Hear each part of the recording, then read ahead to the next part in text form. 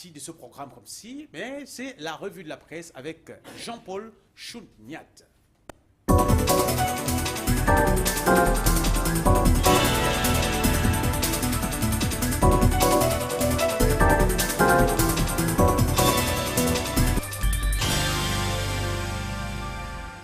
Monsieur Jean-Paul Chouniat, bonjour. Bonjour Jean de Grasse, c'est encore une fois de plus un plaisir ce matin sur le plateau de Cadence Matinale pour la revue de presse. Quel bonheur de t'avoir, mon cher frère, mon cher ami, j'adore son humour.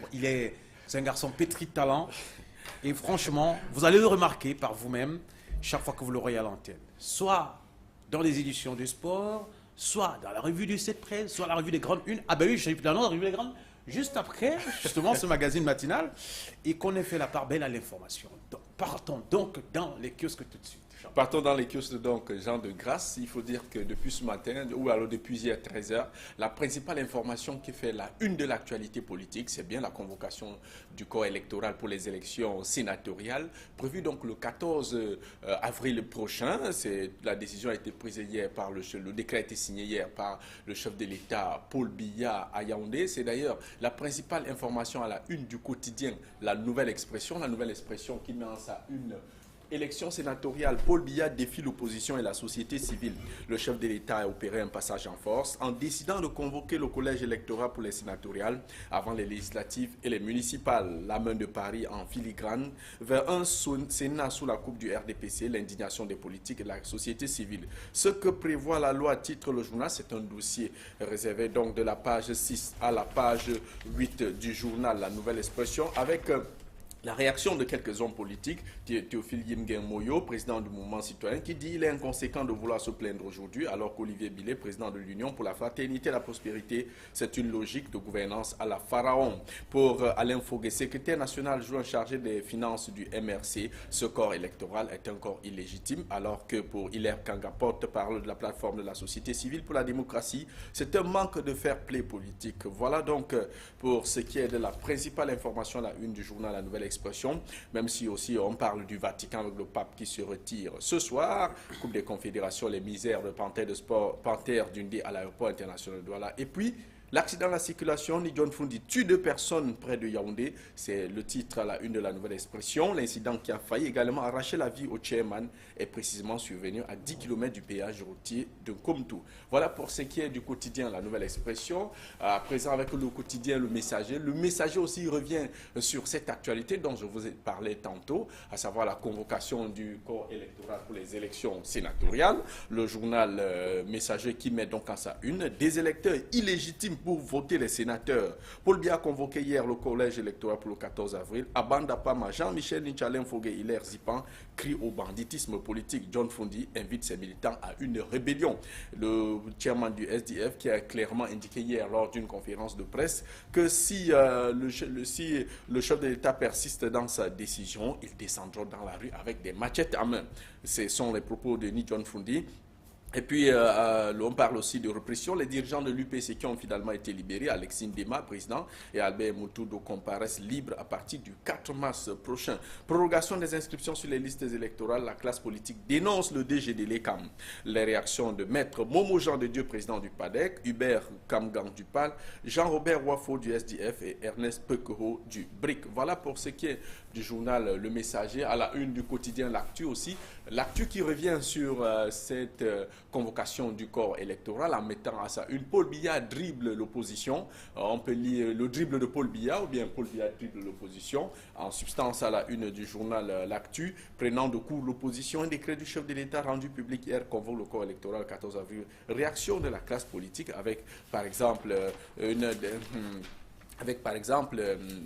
Edith Kawala du CPP qui annonce clairement, Edith Kawala du CPP qui indique clairement que cela dénote d'un certain banditisme politique, comme l'ont d'ailleurs déclaré les autres hommes politiques. Et puis le journal aussi, c'est d'ailleurs la principale une du journal, même si le journal revient aussi sur le document Programme des coupures d'électricité au Cameroun, planification des délestages additionnels d'aujourd'hui à lundi prochain.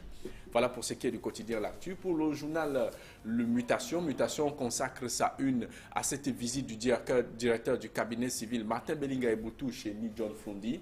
Le journal indique que le directeur du cabinet civil s'est rendu au domicile du chairman avant l'audience qui a été accordée au leader de l'opposition par le Premier ministre. En matinée, le convoi du président a tué 2 personnes vers Obala. Sénat, Paul Biya choisit le passage en force, titre le journal. Malgré la mise en garde de l'opposition, le chef de l'État a convoqué le corps électoral hier pour le 14 avril prochain.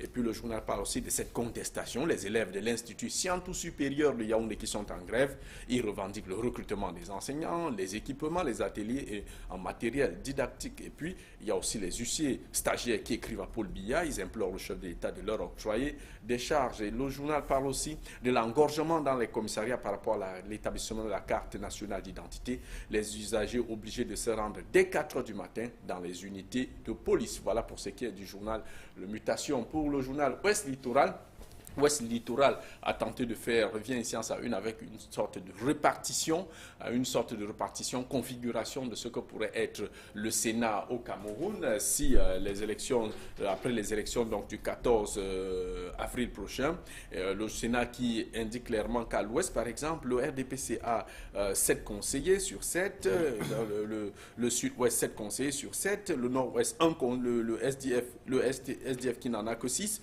le Sud, le Centre, l'Est, l'extrême Nord, l'Adamawa, le littoral entièrement acquis au RDPC. Un récapitulatif qui donnerait donc RDPC 64 sénateurs, SDF 6 sénateurs, sous total 70 sénateurs, plus les 30 qui seront nommés par le président de la République Paul Biya, ce qui porte donc à 100 le nombre de sénateurs. C'est la principale information à la une du quotidien du journal Ouest Littoral qui a titré la dernière escroquerie du renouveau. Pour finir donc cette revue de presse avec le journal Germinal qui met en sa une encore Paul Biya, les soubresauts d'une fin de règne, titre le journal qui essaye de faire